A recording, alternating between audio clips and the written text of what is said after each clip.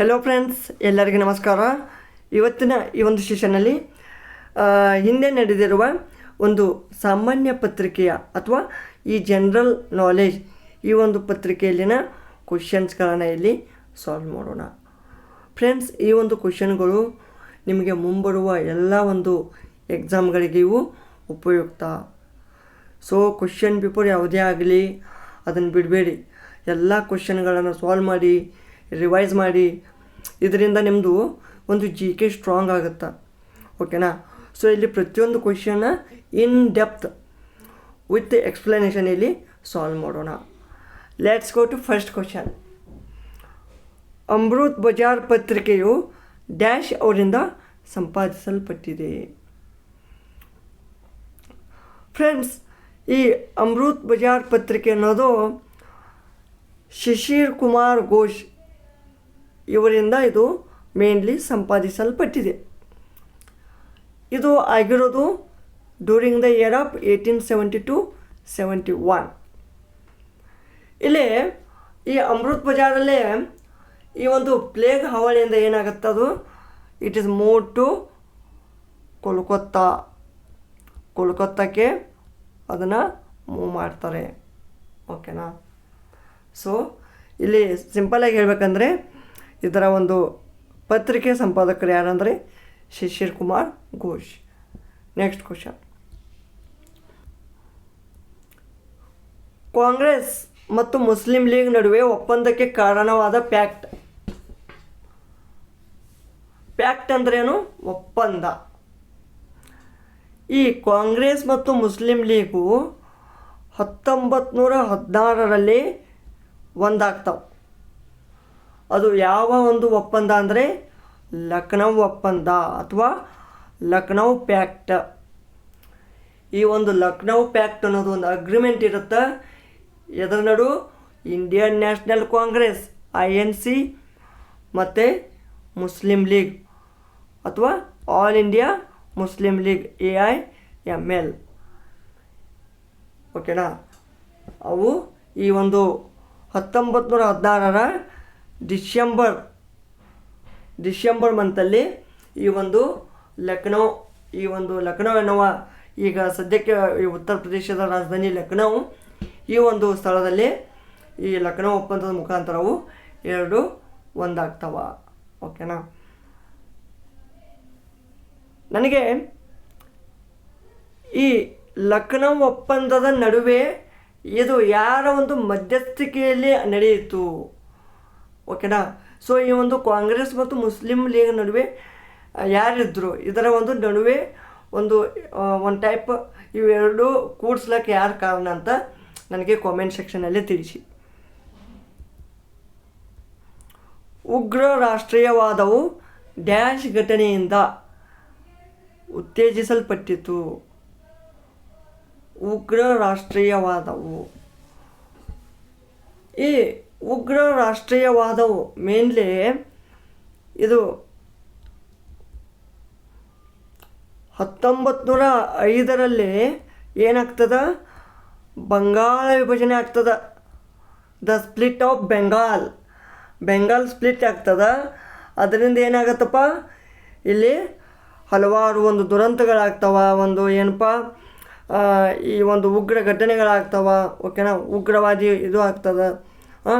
So ಅಂದರೆ ಉಗ್ರ ರಾಷ್ಟ್ರೀಯವಾದ ಅಂದರೆ ಮುಂಚೆ ಶಾಂತಯುತವಾಗಿ ನಡೆಯುವ ಒಂದು ಚಳುವಳಿಗಿಂತ ಈ 1905 ಆದಮೇಲೆ ಏನಾಗುತ್ತೆ,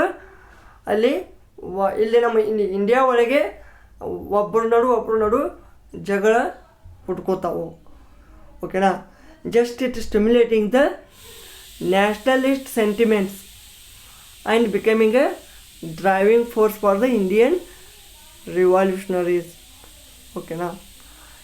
ಇವರು ಬ್ರಿಟಿಷರು ಏನು ಮಾಡ್ತಾರೆ, ಈ ಬಂಗಾಳ ವಿಭಜನೆ ಮಾಡಿ ಈ ಇಂಡಿಯಾದವ್ರ ನಡುವೆ ಜಗಳ ಹಚ್ಚಿಬಿಡ್ತಾರೆ.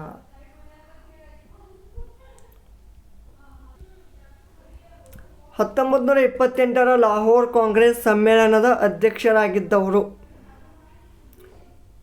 ಈ ಲಾಹೋರ್ ಕಾಂಗ್ರೆಸ್ ಅಧಿವೇಶನ ಅಂತ ಕೂಡಲೇ ನಿಮಗೆ ನೆನಪು ಬರೋದು ಯಾರಪ್ಪ? ಜವಾಹರ್ಲಾಲ್ ನೆಹರು. ಆ್ಯಕ್ಚುಲಿ ಇದು 1928ರದಲ್ಲ, 1929ರ ಲಾಹೋರ್ ಕಾಂಗ್ರೆಸ್ ಅಧಿವೇಶನ ಅಥವಾ ಸಮ್ಮೇಳನ. ಇದರ ಒಂದು ಅಧ್ಯಕ್ಷರು ಯಾರಿದ್ದರು? ಈ ಜವಾಹರ್ಲಾಲ್ ನೆಹರು ಇದ್ದರು. ಇವರು ಏನು ಮಾಡ್ತಾರಪ್ಪ, ಆ ಒಂದು ಅಧಿವೇಶನದಲ್ಲಿ ಪೂರ್ಣ ಸ್ವರಾಜನೇ ನಮ್ಮ ಒಂದು ಮುಂದಿನ ಗುರಿ ಅಂತ ಈ ಜವಾಹರ್ಲಾಲ್ ನೆಹರು ಅವರು ಒಂದು ಘೋಷವಾಕ್ಯವನ್ನು ಡಿಕ್ಲೇರ್ ಮಾಡ್ತಾರೆ. ಸೊ 26 ಜನವರಿ 1930ರಲ್ಲಿ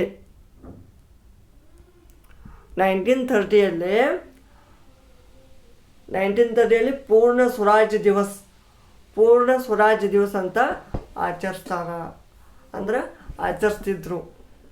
ಅಂದರೆ ಅದನ್ನು ಘೋಷಣೆ ಮಾಡಿದ್ರು 26ನೇ ಜನವರಿ ತಾರೀಕು ಅದು ಪೂರ್ಣ ಸ್ವರಾಜ್ ದಿನ ಅಂತ ಘೋಷಣೆ ಮಾಡಿದ್ರು. ಅಂದರೆ ನಮಗೆ ಪೂರ್ಣ ಸ್ವರಾಜ್ ಸಿಕ್ತು ಅಂತ ಈ ಒಂದು ಲಾಹೋರ್ನಲ್ಲಿ ಅದನ್ನು ಅಲ್ಲಿ ಜೆಂಡಾ ಹಾರಿಸಿ, ಆ ಒಂದು ಇಂಡಿಯನ್ ಫ್ಲ್ಯಾಗನ್ನು ಹಾರಿಸಿ ಅದನ್ನು ಡಿಕ್ಲೇರ್ ಮಾಡಿದ್ರು. ನೆಕ್ಸ್ಟ್ ಕ್ವಶನ್, 1953ರಲ್ಲಿ ರಚಿತವಾದ ಭಾಷಾವಾರು ಪ್ರಾಂತ್ಯಗಳ ರಚನಾ ಆಯೋಗ SRCದ ಸದಸ್ಯರಾಗಿದ್ದವರು ಯಾರು? ಇಲ್ಲಿ 1953ರಲ್ಲಿ ಈ ಒಂದು ಆಯೋಗವು ರಚನೆ ಆಗ್ತದೆ. ಓಕೆನಾ? ಸೊ ಈ ಆಯೋಗ ಯಾವುದಿದು? SRC ಅಂದರೆ ಸ್ಟೇಟ್ ರಿಆರ್ಗನೈಸೇಷನ್ ಕಮಿಷನ್. ಅಂದರೆ ಈ ರಾಜ್ಯಗಳು ಹೇಗಿದ್ದು? ಮೈಸೂರು ಪ್ರಾಂತ, ಬಾಂಬೆ ಪ್ರಾಂತ, ಮದ್ರಾಸ್ ಪ್ರಾಂತ, ಈ ಥರ ಒಂದು ಪ್ರಾಂತಗಳಿದ್ದು. ಸೊ ಇದನ್ನು ರಿಆರ್ಗನೈಸೇಷನ್ ಮಾಡಲಿಕ್ಕೆ, ಓಕೆನಾ, ಆ ಪ್ರಾಂತ್ಯಗಳ ಒಂದು ಭಾಷಾವಾರು ಆ ಒಂದು ಪ್ರಾಂತ್ಯಗಳ ಆಯೋಗ ಮಾಡಲಿಕ್ಕೆ ಆ ಒಂದು ಈ ಕೆಳಗೆ ಕೊಟ್ಟವರ ಪೈಕಿ ಯಾರು ಸದಸ್ಯರಾಗಿದ್ದರು ಅಂತ ಕೇಳಿದ್ದಾರೆ. ಇದಕ್ಕೆ ಮುಖ್ಯವಾಗಿ ಫಜಲ್ ಅಲಿ ಆಯೋಗ ಅಂತ ಕರೀತಿದ್ರು. ಫಜಲ್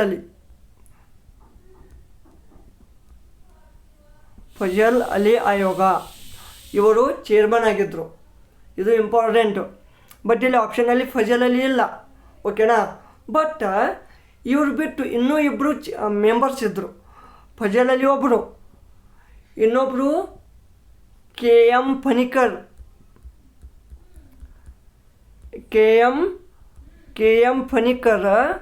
ಇವರೊಬ್ಬರು, ಮತ್ತು HN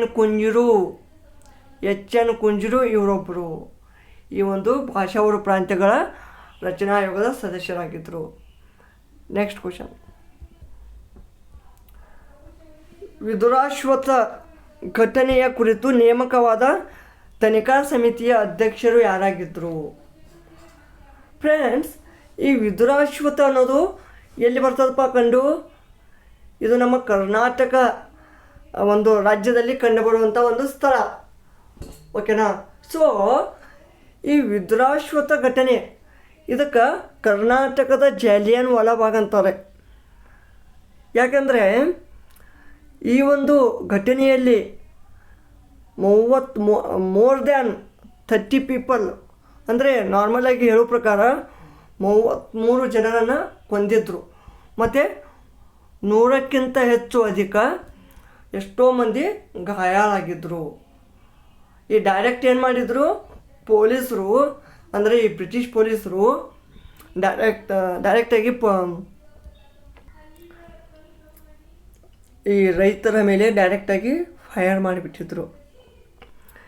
ಈ ಒಂದು ಘಟನೆ ನಡೆದದ್ದು ಯಾವಾಗ? 25th ಏಪ್ರಿಲ್ 1938 ಈ ಒಂದು ವಿದುರಾಶ್ವತ್ಥ ಘಟನೆ ನಡೆಯಿತು. ಬಟ್ ಈ ಒಂದು ವಿದುರಾಶ್ವತ್ಥ ಘಟನೆಯ ಒಂದು ಈ ತನಿಖೆಯನ್ನು ಮಾಡಲಿಕ್ಕೆ ಆ ಒಂದು ಸಮಿತಿಯ ಅಧ್ಯಕ್ಷರೇ ಯಾರಾಗಿದ್ದರಂದರೆ ಸರ್ ವ್ಯಪಾ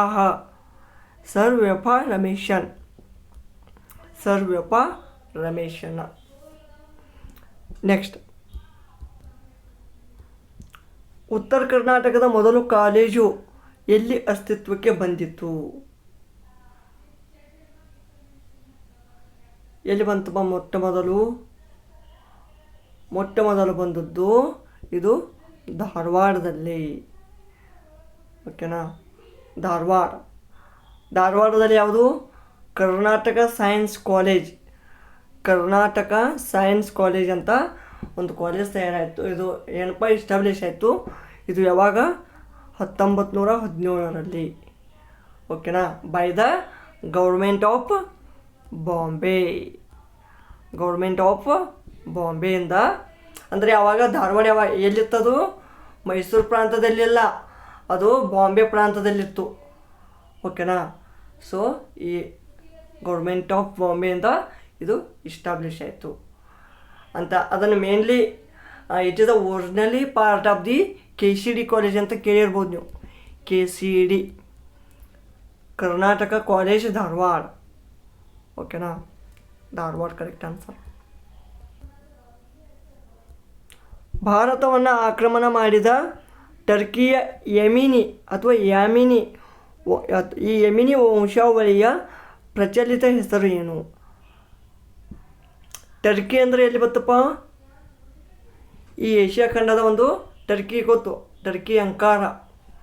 ಓಕೆನಾ, ಸೊ ಈ ಯಮಿನಿ ವಂಶಾವಳಿಯನ್ನು ಗಜನಿ ವಂಶಾವಳಿ ಅಂತ ಕರಿತಿದ್ರು.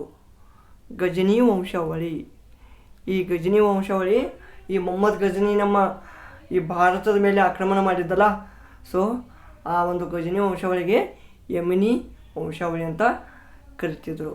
Mainly they are the origin from the family of the Persian rulers ಅಂತ ಕರೀತಾರೆ ಇವರಿಗೆ, ಪರ್ಷಿಯನ್ ರೂಲರ್ಸ್. ಓಕೆನಾ, ಮೊಹಮ್ಮದ್ ಗಜನಿ ಮೇನ್. ನೆಕ್ಸ್ಟ್, ಈ ವಿಜಯನಗರ ಸಾಮ್ರಾಜ್ಯಕ್ಕೆ ಭೇಟಿ ಕೊಟ್ಟು ವಿದೇಶಿ ಪ್ರವಾಸಿಗಳನ್ನು ಕಾಲಾನುಕ್ರಮದಲ್ಲಿ ಜೋಡಿಸಿರಿ. ನೋಡಿ ಇಲ್ಲಿ, ಈ ವಿಜಯನಗರ ಎಂಪೈರ್ ಇದ್ದಾಗ ಎಷ್ಟೋ ಜನ ಈ ವಿದೇಶಿ ಪ್ರವಾಸಿಗರು ಏನಪ್ಪ ಈ ಒಂದು ವಿಜಯನಗರ ಎಂಪೈರ್ಗೆ ಭೇಟಿ ಕೊಟ್ಟರು. ಇಲ್ಲಿ ಒಂದು 4 ಜನರನ್ನು ಕೊಟ್ಟಿದ್ದಾರೆ. ಬರ್ಡಾಸ್, ಲೆನ್ಸ್ಚೋಟೆನ್, ಬಾರ್ಬೋಸಾ, ನ್ಯೂನಿಜ್, ಈ 4 ಜನರನ್ನು ಕೊಟ್ಟಿದ್ದಾರೆ. ಇವರೊಂದು ಕಾಲಾನುಕ್ರಮಣಿಕೆಯನ್ನು ಬರಿ ಅಂತ ಹೇಳಿದ್ದಾರೆ. ಓಕೆನಾ, ಸೊ ಇಲ್ಲಿ ನಿಮಗೆ ಗೊತ್ತಿರ್ಬೋದು ನಿಕೋಲೋ ಡಿ ಕೌಂಟಿ ಅಂತ, ಇವರು 1ನೇ ದೇವರಾಯ ಕಾಲದಲ್ಲಿ ಬಂದರು. ಅಬ್ದುಲ್ ರಜಾಕ್ ಅಂತ, ಅವರು 2ನೇ ದೇವರಾಯ ಕಾಲದಲ್ಲಿ ಬಂದರು. ನೆಕ್ಸ್ಟ್ ಡ್ಯೂರೇಟ್ ಬಾರ್ಬೋಸಾ, ಇವರು ಕೃಷ್ಣ ದೇವರಾಯ ಕಾಲದಲ್ಲಿ ಬಂದಿದ್ದರು. ಕೃಷ್ಣ ದೇವರಾಯ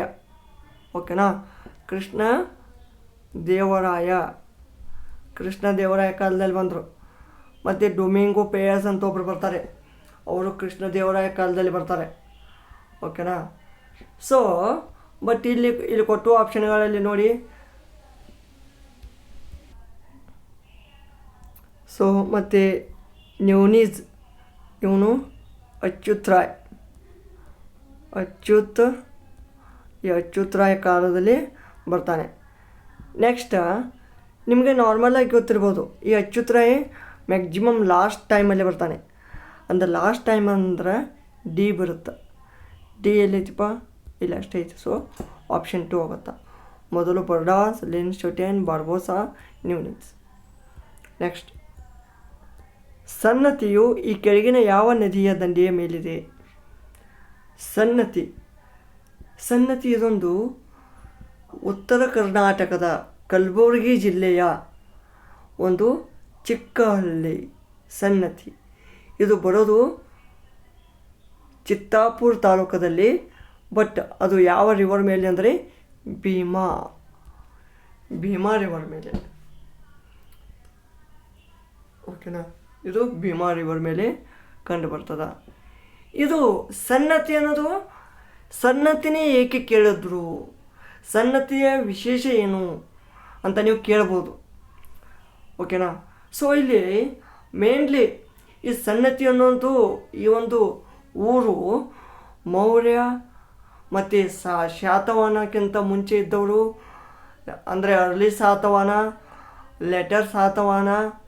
ಅಂದರೆ ಈ third BC to third AD ಈ ಒಂದು ಅವಧಿಯವರೆಗೆ ಈ ಒಂದು ಸನ್ನತಿ ಅನ್ನೋ ಊರು ಒಂದು ಅಂದ್ರೆ ಆ ಒಂದು ಕಾಲದಲ್ಲಿ ಅಲ್ಲಿ ಏನಪ್ಪ ಆ ಒಂದು ಹಿಸ್ಟ್ರಿಯಲ್ಲಿ ಅದು ಕಂಡು ಬರ್ತದೆ. ಓಕೆನಾ.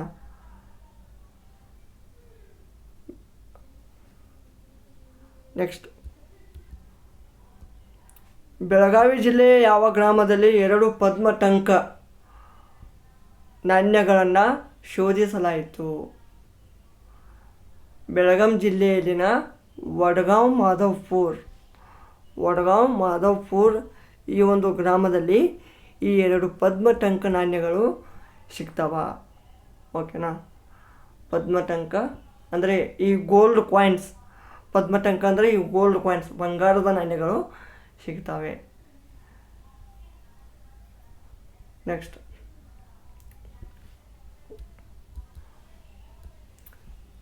ಅಜೀವಿಕ ಪಂಥದ ಪ್ರವರ್ತಕ ಯಾರು? ಅಜೀವಿಕ ಯಾರು? ಮಕ್ಕಳಿ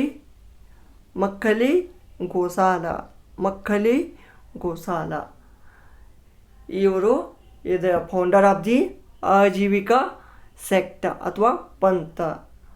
ಓಕೆನಾ. ಸೊ ಆ್ಯಕ್ಚುಲಿ ಇದು ಅಜೀವಿಕ ಅನ್ನೋದು ಬಿಂದುಸಾರ ಮೌರ್ಯನ್ ಎಂಪೈರ್. ಬಿಂದುಸಾರ ಯಾರು? ಮೌರ್ಯ ಸಾಮ್ರಾಜ್ಯದ ಒಡೆಯ ರಾಜ್ಯ. ಈ ಮೌರ್ಯದ ಸ್ಥಾಪಕರು ಯಾರು ಬರ್ತಾರಪ್ಪ? ಈ ಚಂದ್ರಗುಪ್ತ ಮೌರ್ಯ ಅಂತ ಬರ್ತಾನೆ. ಚಂದ್ರಗುಪ್ತ ಮೌರ್ಯ ಇವನ ಮಗ. ನೆಕ್ಸ್ಟ್ ಬಿಂದುಸಾರ ಬರ್ತಾನೆ. ಈ ಬಿಂದುಸಾರನ ಟೈಮಲ್ಲೇ ಈ ಒಂದು ಪಂಥ, ಈ ಈ ಅಜೀವಿಕ ಪಂಥ ಫೇಮಸ್ ಇತ್ತು, ಪಾಪ್ಯುಲರ್ ಇತ್ತು ಆ ಟೈಮಲ್ಲಿ. ಓಕೆನಾ. ಅಂದರೆ ಈ ಅಜೀವಿಕ ಪಂಥದ ಏನು ಇವು ನಾಗರಿಕರು ಜನರಿದ್ದಾರಲ್ಲ, ಅವರು ಮೇನ್ಲಿ ಕರ್ಮದ ಮೇಲೆ ನಂಬಿದ್ರು, ಅವರ ಕರ್ಮದ ಮೇಲೆ ಅವರು ವಿಶ್ವಾಸ ಇಟ್ಟಿದ್ದರು. ಓಕೆನಾ. ನೆಕ್ಸ್ಟ್, ರಾಷ್ಟ್ರಕೂಟರ ಆಳ್ವಿಕೆಯ ಕೊನೆಯ ಅರಸನಾರು? ರಾಷ್ಟ್ರಕೂಟದ ಸ್ಥಾಪಕ ಯಾರು? ದಂತಿದುರ್ಗ. ಯಾರಪ್ಪ? ಅದನ್ನು ಬೇಕು. ಇಲ್ಲಿ ಕೊನೆಯ ಅರಸ ಅಂತ ಕೇಳಿದ್ದಾರೆ. ನಾಳೆ ನಿಮ್ಗೆ ಮತ್ತು ಹೀಗೆ ಬರಬೇಕಂತ ಏನಿಲ್ಲ ಕ್ವಶನ್ನು. ರಾಷ್ಟ್ರಕೂಟರ ಕೊನೆಯ ಅರಸ ಇಲ್ಲಿ ಕೇಳಿದ್ದಾರೆ, ಅದಕ್ಕೆ ಕೇಳ್ಬೋದು. ರಾಷ್ಟ್ರಕೂಟರ ಆಳ್ವಿಕೆಯ ಮೊದಲ ಅರಸನ ಯಾರು? ದಂತಿದುರ್ಗ. ಸೊ ಇದೇ ಥರ ಇವು ರಿಪೀಟೆಡ್ ಅಂತ ನಾವು ಅನ್ಬೋದು. ಸೇಮ್ ಟು ಸೇಮ್ ಬರ್ತಾವಂತ ಹೇಳೋಕ್ಕಾಗಲ್ಲ. ಓಕೆನಾ. ಸೊ ಇಲ್ಲಿ ಕೊನೆಯ ಅರಸ ಯಾರಪ್ಪ ಅಂದ್ರೆ ಯಾರು ಬರ್ತಾರೆ?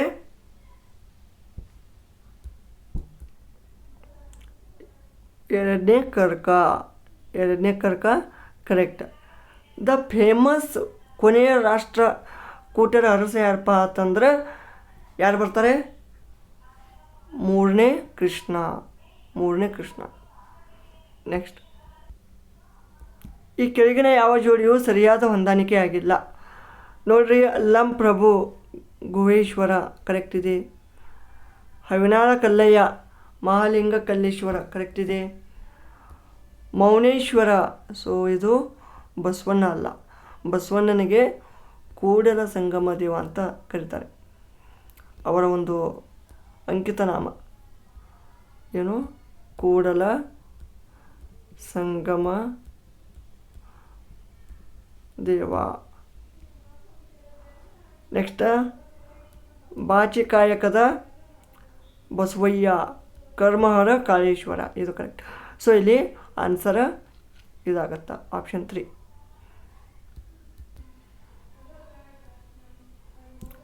ಸಂಗಮ್ ತಮಿಳಗಂ ಮತ್ತು ಕನ್ನಡ ನಾಡು ನುಡಿ ಈ ಒಂದು ಗ್ರಂಥದ ಕರ್ತೃ ಯಾರು? ಸೊ ಈ ಒಂದು ಗ್ರಂಥದ ಕರ್ತೃ ಅನ್ನೋಕ್ಕಿಂತ ಮುಂಚೆ ಇದು ಏನಿತ್ತು? ಸಂಗಮ್ ತಮಿಳಗಂ ಕನ್ನಡ ನಾಡು ನುಡಿ ಇದು ಆರಂಭ ಕಾಲದ ದ್ರಾವಿಡ ಸಂಬಂಧದ ಚಿಂತನೆಯ ಒಂದು ಗ್ರಂಥ ಆಗಿದೆ. ಇದರ ಕರ್ತೃ S Shettar. Very very important. So option 3 is correct. So ಇದಿಷ್ಟು ಈ ಒಂದು ಕ್ವಶನ್ಗಳಾಗಿದ್ದು, ಮುಂದಿನ ಒಂದು ಸೆಷನಲ್ಲಿ ಮತ್ತಷ್ಟು ಕ್ವಶನ್ಗಳನ್ನು ಸಾಲ್ವ್ ಮಾಡೋಣ. ಪ್ರತಿದಿನ ಹೀಗೆ ಕ್ವಶನ್ಗಳನ್ನು ಡಿಸ್ಕಸ್ ಮಾಡೋಣ, ರಿವೈಸ್ ಮಾಡೋಣ, ಓಕೆನಾ. ಸೊ ಈ ಒಂದು ಮುಂಬರುವ ನಿಮ್ಮ ಒಂದು ಎಕ್ಸಾಮ್ಗಳಿಗೆ ಇದು ವೆರಿ ವೆರಿ ವೆರಿ ಯೂಸ್ಫುಲ್ ಆಗುತ್ತೆ, ಓಕೆನಾ. ಈ ಒಂದು ವಿಡಿಯೋ ಇಷ್ಟವಾದಲ್ಲಿ ಲೈಕ್ ಮಾಡಿ, ಕಾಮೆಂಟ್ ಮಾಡಿ, ಹಾಗೆ ನಿಮ್ಮ ಫ್ರೆಂಡ್ಸ್ಗೆ ಶೇರ್ ಮಾಡಿ. ಮತ್ತೆ ಮುಂದಿನ ವಿಡಿಯೋದಲ್ಲಿ ಸಿಗೋಣ. ಧನ್ಯವಾದಗಳು.